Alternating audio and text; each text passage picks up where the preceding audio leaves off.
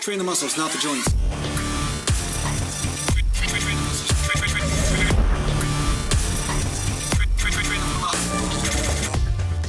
Welcome back to Natural Line Bodybuilding, and today I'm going to talk to you a little bit about pushing through stuff to get results, right? Kind of like I'm pushing through rain and different weather, and that's kind of the curse of having to film a video every single day because, yeah, sometimes the weather doesn't cooperate.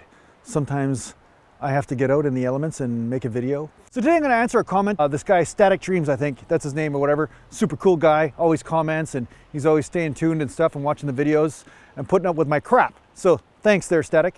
And today he's talking about an exercise that he was doing. He was doing some heavy pull-ups and he was using a certain weight and he hit a PR or whatever, and the success curse hit him. And this happens to everybody, okay? So this is not just you, Static. So this is just not you, Static. This happens to everybody where he's gotten some success, and because of that success, he's also getting some problems, right? He's feeling some sort of shoulder pain or some sort of issue in his rotator cuff or something whenever he does this exercise super heavy. So he's doing these pull-ups, these weighted pull-ups, super heavy, and he's getting some shoulder pain, and he's saying he's so scared of losing the results, so he feels like he should just push through it, but should he or should he not? So my first answer to this is that if your arm falls off from an injury, you're not going to maintain any strength. I mean, you'll be lucky even to be able to move it, right? Because this is what happens to a lot of us. We get some strength and we get some gains, and then something happens, and then we're like, oh, well, I want to maintain what I got, so I got to push through it and ignore the pain. This is the first curse that you do not want to follow through with, okay? This is the curse of success. So what I'm saying is, when you are dominated by fear, when you're dominated by fear of loss, like I'm afraid I'm going to lose some gains, so I got to keep pushing anyway, this is something that you don't want to be motivated by, because it's not going to be coming from a place of neutrality. You're not going to be making decisions in your training based on your freedom. You're making it based on suffering, right? You're making it based on fear. So you want to make your decisions, first of all, free from fear. You want to get that fear thing out of the way. Now, secondly, I will say, when you mix up the rep ranges and you maintain training, it is very easy for you to maintain your strength gains as opposed to having to quit because of an injury for 6 weeks or 6 months or whatever. That's the first thing I'll say. So maintaining training or being able to train is more important than maintaining a PR. You understand what I'm saying? If you ask anybody about their training and they say, you know, what was that one moment that you wish you would have changed? It's usually one of those times where they pushed through something and got a career-ending injury or something that changed their life. If you herniate a disc in your back one time, you'll know what I'm talking about, right? And that's why a lot of the guys that have been around for 30 years or 20 years or 40 years training, they all understand what I'm saying. Every one of them gets it. They're always like in the comments like, yeah, right on, brother. I understand what you're saying, right?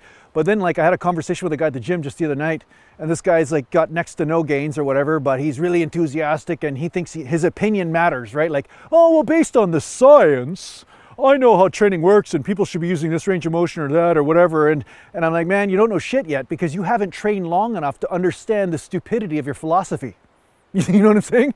So I'm going to say to you right now that maintaining training is first and foremost, no matter what that means. If you can train or be able to train, that must be more important than maintaining a 1 rep max, right? So what if you lose a rep on you know, whatever weight you're using? Say you're using 90 pounds or whatever, and you lose 1 rep or something like that. That will come back if you are able to maintain training. At least there's a better possibility of it, as opposed to you saying, hey, you know, something feels like it's torn in my shoulder, but I'm going to keep on pushing through it. I guarantee you pushing through it is a faster way to lose your gains than just finding out what is going on in the shoulder. Why is it feeling that way? Is it just because of overwork? It might be just an overtraining thing. It might be something as simple as you just changing up the rep ranges for a few days, get some massage, and then all of a sudden the shoulder feels perfect again.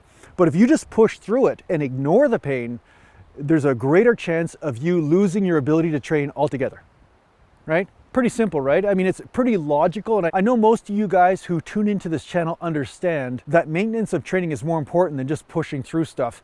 And you'd be surprised at how often sometimes all you need to do is take a few days rest or get some massage, or maybe just change the rep ranges for a few workouts, how easy it is for you to actually maintain that strength as well as continue to gain strength or gain muscle size over the long run. So if your gains are hitting a wall or if you're getting some sort of problem, take that as a sign that just something needs to change temporarily. It doesn't mean that you're losing anything, right?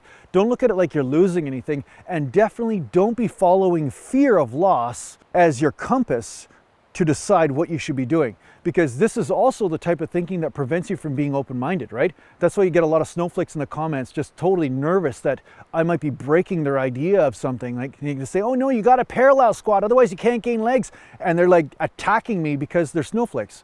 They can't handle like a different opinion, because it means that somehow they've been wrong about the way they structured the entire universe and they can't handle it, right?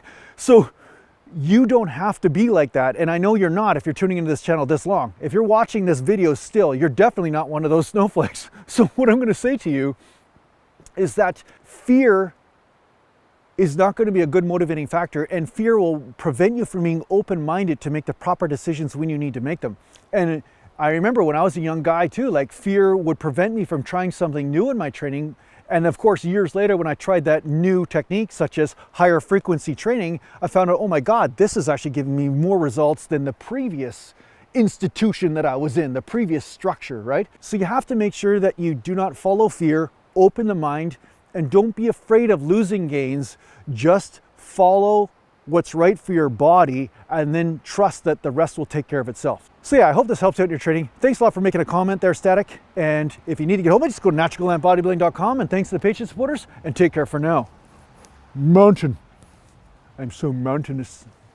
This person's pulling up right now. I'm gonna just beat him up just for a workout. They're sitting down, they don't have a chance to warm up or anything, so I'm just gonna knock them out.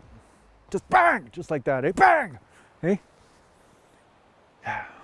What's the point of having muscles if you don't use them, right? I'm just kidding. I don't really do that. All right? I don't really do that. I know some of you guys take this shit seriously. I'm just joking.